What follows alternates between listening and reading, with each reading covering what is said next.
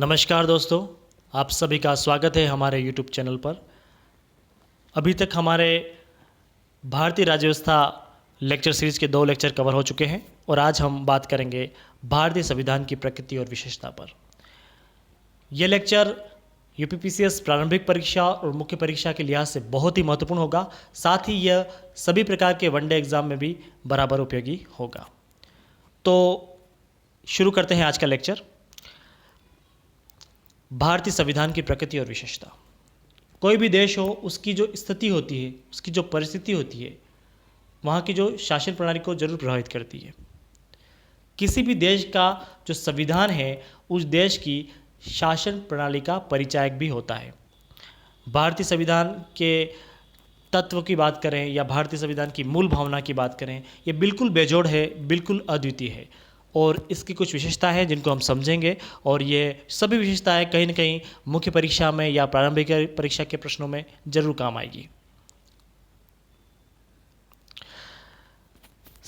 पहली विशेषता है संविधान की सर्वोच्चता, दूसरी विशेषता है लिखित संविधान, तीसरी विशेषता है सहमति और समायोजन का परिणाम, चौथी इसकी विशेषता है संसदीय शासन व्यवस्था, पांचवी इसकी विशेषता देखते हैं मूल अधिकारों की व्यवस्था, फिर विभिन्न संविधानों का प्रभाव, उसके बाद गणराज्य, राज्य के नीति निर्देशक तत्व, नम्य और कठोर का मिश्रण है संविधान, न्यायपालिका, न्यायिक समीक्षा, आपातकालीन प्रावधान, स्वतंत्र अभिकरण, धर्मनिरपेक्ष राज्य और एकात्मक और संघात्मकता की ओर झुकाव की बात।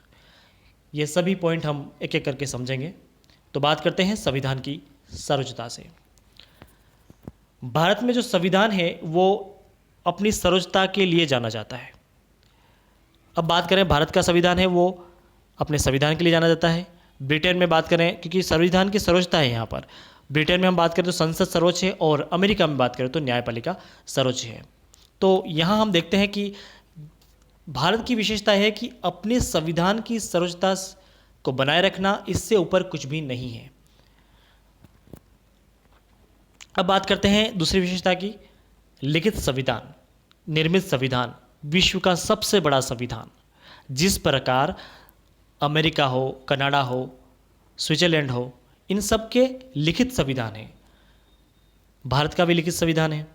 लेकिन ब्रिटेन अपवाद है कि इसका अलिखित संविधान है। इसके संविधान में कई बातें हैं जो राजशाही तंत्र के परिणाम स्वरूप उपजी थी और बिल्कुल ये मौखिक रूप से हमें देखने को मिलती है। तो इस प्रकार भारतीय जो संविधान है वो लिखित है और निर्मित है। ये ब्रिटेन के संविधान की तरह लिखित नहीं है। ये दुनिया का सबसे बड़ा संविधान है। इसके मूल संविधान की बात करें, भारत के मूल संविधान की, तो प्रस्तावना 395 अनुच्छेद थे, इसमें 22 भाग थे और 8 अनुसूचियाँ थी। हालांकि अभी बात करें करंट कंडीशन में तो अनुच्छेद यहाँ पे लगभग काफ़ी बढ़ गए हैं। अभी देखा जाए तो यहाँ पर 465 से भी ज़्यादा अनुच्छेद हमें देखने को मिलते हैं। 22 भाग के स्थान पर लगभग 26 भाग हो गए हैं और समय समय पर ये चीज़ें बदलती हैं। अभी अनुसूचियाँ 12 हैं, वर्तमान अनुसूचियाँ 12 हैं। तो इस तरह से हम समझ सकते हैं कि हमारा संविधान बिल्कुल एक तरह से बड़ा है, कई संविधानों का मिश्रण है और संविधान के कई दर्शन इसमें समाहित हैं। तो कई बार इसे आलोचना भी झेलनी पड़ती है कि यह कॉपी पेस्ट है, इस तरह की बातें। लेकिन अगर मूल भावना को समझे संविधान की, तो यहाँ हम देखते हैं कि ये बिल्कुल बेजोड़ है, बिल्कुल अनोखा है। आइवर जेनिंग नाम के एक व्यक्ति हुए जो राजनीतिक क्षेत्र में बहुत प्रख्यात विशेषज्ञ थे। तो इन्होंने कहा कि यह संविधान वकीलों का स्वर्ग है। इन्होंने ये भी कह दिया कि यह संविधान का दुर्गुण है कि इतना बड़ा संविधान है जो कि आम लोगों की समझ में नहीं आता है, बहुत विशाल है, केवल यह जटिल भाषाओं से रचा गया है, बुना गया है, इस तरह की बातें उन्होंने कही। लेकिन कई विशेषताएं इसकी हैं जो सकारात्मक में हमें देखने चाहिए। इसके निर्माण की बात करें तो इसके निर्माण में 2 वर्ष 11 माह 18 दिन लगे। संविधान सभा की जब बैठकें हुई और इस पूरी बैठकों में बात करें तो लगभग 2 साल 11 माह और 18 दिन इसका समय था। अगली इसकी विशेषता है कि सहमति और समायोजन का परिणाम है हमारा संविधान।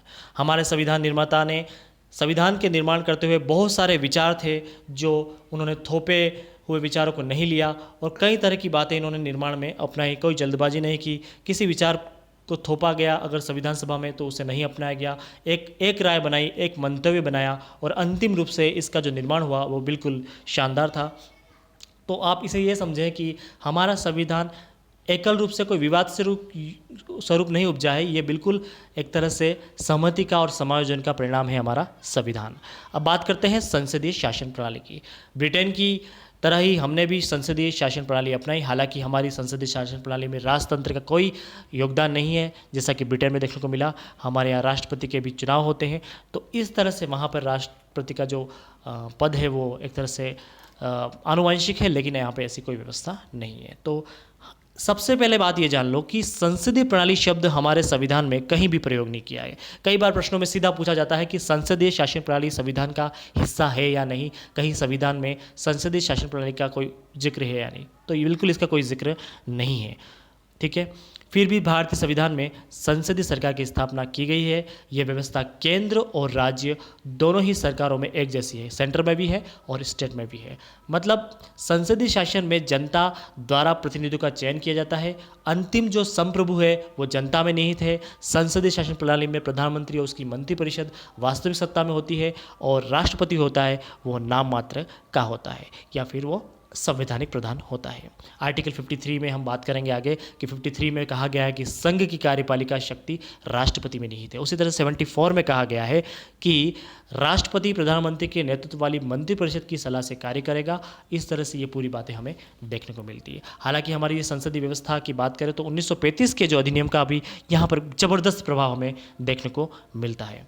इस तरह से हम समझ सकते हैं कि भारत में हमने संसदीय शासन प्रणाली को अपनाया है। अब बात करें मूल अधिकार। देखो, मूल अधिकार भारत की एक तरह से संविधान की आत्मा कहें तो इसमें कोई अतिशयोक्ति नहीं होगी। भाग 3 में मूल अधिकारों का उल्लेख है और अनुच्छेद 12 से लेकर 35 इसमें व्यवस्था की गई है मूल अधिकारों की।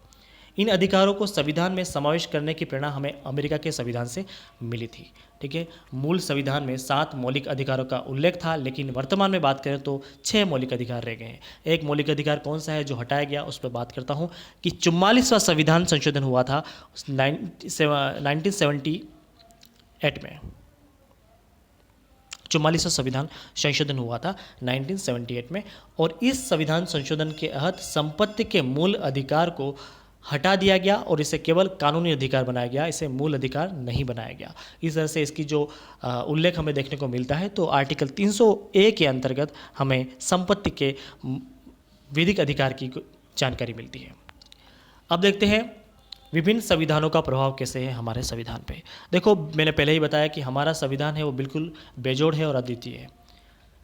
इसके निर्माण में विश्व के कई संविधानों का सहारा तो लिया गया, लेकिन यह कॉपी पेस्ट बिल्कुल नहीं है। कई तरह से इसकी आलोचना हमें देखने को मिलती है, लेकिन कई संविधानों के बेहतर दर्शन को हमने यहाँ शामिल करने की कोशिश की है। हमारे संविधान में राष्ट्रपति जो है वो वंशानुगत नहीं होता है, राष्ट्रपति का निर्वाचन होता है। निर्वाचन कैसे होता है ये भी जान लो। यह चुनाव एक निर्वाचक मंडल करता है जिसमें संसद के दोनों सदन होंगे, जैसे कि लोकसभा, संसद के दोनों सदन होंगे, लोकसभा और राज्यसभा। लोकसभा और राज्यसभा ये दोनों होने के साथ साथ राज्य जो विधानसभाएं हैं उनके भी निर्वाचित सदस्य शामिल होते हैं। तो राज्य विधानसभाओं के निर्वाचित सदस्य भाग लेते हैं, और हमारे संविधान में मौलिक अधिकार और सर्वोच्च न्यायालय संबंधी व्यवस्थाओं का पर अमेरिका का प्रभाव देखने को मिलता है। राज्य के नीति निर्देशक सतहों पर हमें आयरलैंड का प्रभाव देखने को मिलता है। आपातकाल की बात हो तो जर्मन का प्रभाव देखने को मिलता है। विधिक शक्ति का वितरण की बात हो तो कनाडा का प्रभाव देखने को मिलता है। और यहाँ पर इस तरह से संसदीय संस्था की बात होती है, यहाँ ब्रिटेन का प्रभाव हमें देखने को मिलता है। इस तरह से 1935 का जो अधिनियम है बिल्कुल प्रभावी है आज भी हमारे संविधान पे, ये बात जाननी बहुत जरूरी है। अगली विशेषता देखते हैं गणराज्य। यह संविधान भारत में एक गणतंत्र स्थापित करने की अवधारणा है और अवधारणा को व्यवस्था भी की गई है, ठीक है। इसमें पूर्व ब्रिटेन का राजा पहले क्या होता था, राजाध्यक्ष होता था, जिसे यह पद आनुवंशिक रूप से मिलता रहता था। हमारे संविधान में राष्ट्रपति वंशानुगत नहीं होता है, परंतु राष्ट्रपति का निर्वाचन होता है। मैंने बता दिया कैसे होता है, वो आप याद रखें। तो ये निर्वाचन चुनाव एकल संक्रमणीय मत पद्धति द्वारा होता है, जैसा कि हम राष्ट्रपति में आगे पढ़ेंगे। तो ये मोटी मोटी आपको जानकारी रखनी है कि ब्रिटेन की तरह यहाँ पर राज्यपद आनुवंशिक नहीं है, यहाँ पर निर्वाचन के रूप में होता है। तो गणराज्य की बात हमें देखने को मिलती है। राज्य के नीति निर्देशक तत्व क्या है? देखो, नीति निर्देशक तत्व कल्याणकारी हैं, लोक कल्याणकारी है। आर्टिकल 4 में कहा गया है कि राज्य के नीति निर्देशों को पालन करना चाहिए किसी भी सरकार को। ये नीति निर्देशक तत्व 36 से लेकर 51 तक हमें देखने को मिलते हैं, ठीक है। इनके माध्यम से हम सामाजिक, आर्थिक और राजनीतिक न्याय की स्थापना की भी बात करते हैं। और ये कहा गया है कि किसी भी राज्य को इन मूलभूत बातों का ध्यान तो जरूर रखना चाहिए। दूसरे वर्ग के अधिकारों पर भी हम बात करें तो आर्टिकल 36 से लेकर 51 में कई तरह के अधिकार सम्मिलित हैं जिन्हें हमें आगे पढ़ना है। इस तरह से बहुत इम्पोर्टेंट हो जाता है। यह राज्य पर एक तरह से गाइडलाइन जारी करता है। राज्य पर किसी तरह की ये मंशा नहीं है कि राज्य को ये थोपा जाए, केवल राज्य को एक तरह से गाइडलाइन होती है कि वे इसका पालन करें। हालांकि कई राज्य इसका पालन नहीं करते हैं, लेकिन लागू कराने के लिए कोशिश की जाती है इन नीति निर्देशक तत्वों के द्वारा। लेकिन कई बार ऐसा हुआ है कि इसकी पालना नहीं की गई सरकारों में, और न्यायालय भी असमर्थ है इन नीति निर्देशक तत्वों को पालन करवाने के लिए। यह सरकार पे पूर्ण रूप से छोड़ दिया गया है। अब बात करते हैं नम्य और अनम्य। हमारे संविधान में नम्यता और कठोरता का ऐसा बेजोड़ मिश्रण देखा गया है कि किसी भी संविधान में नहीं मिलेगा। यहाँ पर संविधान संशोधन की प्रक्रिया बहुत कठिन भी है, सरल भी है। संविधान देश का सर्वोच्च विधि के रूप में देखा जाता है। हमें इस सर्वोच्चता को बनाए रखना है, तो हमें संविधान के जो मूल कर्तव्य है उनका भी पालन करना ज़रूरी है हर नागरिक को। ठीक है, तो बात करते हैं संविधान संशोधन की। तो पहला जो संविधान संशोधन हुआ था जून 1951 में हुआ था।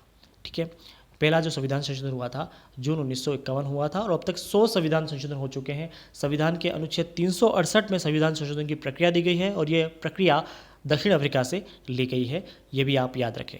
कुछ प्रावधान साधारण बहुमत से हो जाते हैं, कुछ 2/3 बहुमत से। इस तरह से साधारण बहुमत, विशेष बहुमत आगे हम समझेंगे।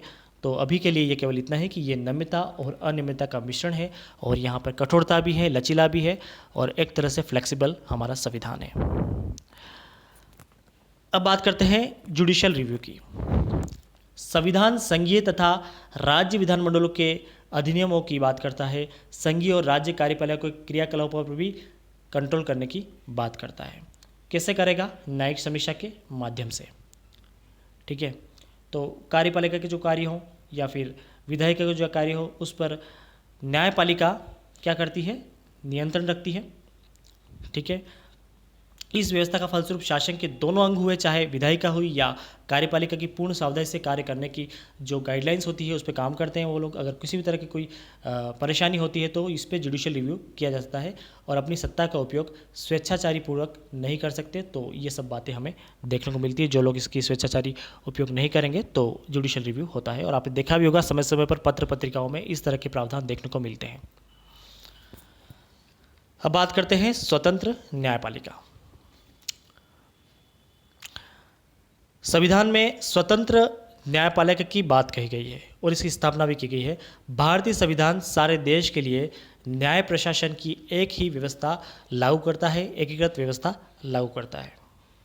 ठीक है, शिखर पे बात करें तो उच्च न्यायालय होगा, उसके बाद उच्चतम न्यायालय होगा, उच्चतम न्यायालय के नीचे अधीनस्थ न्यायालय होंगे, और उच्चतम न्यायालय का जो निर्णय होगा वह सभी पर बाध्यकारी होगा।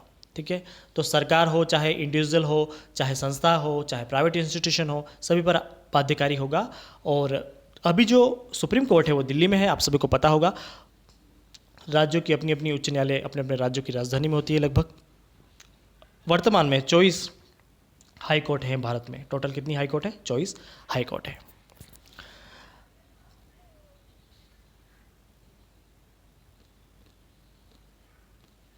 ये थोड़ा सा मिस टाइप हो गया। यहाँ पर धार्मिक स्वतंत्रता की बात की गई है, धर्मनिरपेक्ष राज्य की। यहाँ पर धर्मनिरपेक्ष राज्य है, स्वतंत्र न्यायपालिका नहीं है। तो धर्मनिरपेक्ष राज्य, देखो अपने संविधान में ये कहा गया कि राज्य का कोई धर्म नहीं होगा। ठीक है, कोई भी धर्म राज्य का नहीं होगा, किसी भी धर्म पर उसका अनुराग नहीं होगा, वो किसी भी धर्म पर दया नहीं करेगा। वो एक तरह से पंथ निरपेक्ष की भावना की बात करता है, जो कि 42वें संविधान संशोधन अधिनियम 1976 के तहत एक प्रावधान किया गया, जिसमें प्रस्तावना में समाजवादी, अखंडता और पथ निरपेक्ष शब्द जोड़े गए थे। याद रखें, 42वां संविधान संशोधन अधिनियम 1976, जिसमें समाजवादी, अखंडता और पथ निरपेक्ष शब्द जोड़े गए थे। ठीक है, और धार्मिक स्वतंत्रता की बात करें जो मूल अधिकारों का हिस्सा है, 25 से लेकर 28 अनुच्छेद में इसका प्रावधान किया गया है। और अंतिम हम समझते हैं, लास्ट हमारा ये टॉपिक है सब टॉपिक है एकात्मकता और संघात्मक तत्वों का मिश्रण है हमारा संविधान। हमारा संविधान संघात्मक और एकात्मक तत्वों का मिश्रण है। जैसा कि सभी को पता है, संविधान में अनेक ऐसे प्रावधान हैं जो केंद्र को राज्यों की अपेक्षा अधिक शक्तिशाली बनाते हैं। केंद्र को राज्यों की अपेक्षा अधिक शक्तिशाली बनाते हैं। संविधान में ऐसे बहुत सारे प्रोविजंस हैं। केंद्र को राज्यों की अपेक्षा अधिक शक्तियाँ भी है। डी बासु नामक एक संविधानवेता हैं जो एक बात कहते हैं जिसमें एक संविधान में परिसंघ व एकीकृत प्रणालियों का अनोखा मिश्रण हो। ठीक है, ऐसी बात इन्होंने कही है। तो हमारे संविधान में वयस्क मताधिकार, एक राजभाषा, आपातकालीन उपबंध, अल्पसंख्यकों और पिछड़े वर्गों की सुरक्षा, समाजवादी राज्य की बात, ये सब बातें कही गई हैं ताकि इन सब बातों के बाद भी आप ये समझें कि एकात्मकता का रुख हमारे संविधान में कहीं ना कहीं देखने को मिलता है। ठीक है, तो हमने आज का इस लेक्चर को पूरा किया। कल हम पढ़ेंगे अगला lecture. Thank you for watching me.